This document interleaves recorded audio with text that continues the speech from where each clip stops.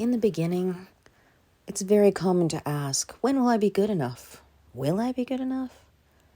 When will I be perfect? But really, that's not the right question, because it's about progress, not perfection. Ultimately, the practice takes time.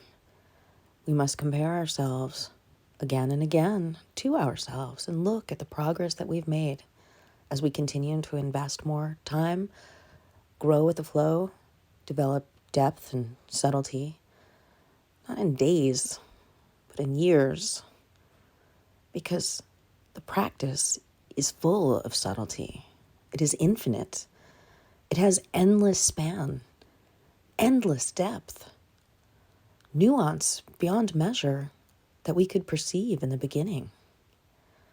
And ultimately, as we embrace these things, we fall in love with the practice and recognize progress, not perfection, because perfection is an ever-evolving, unattainable goal.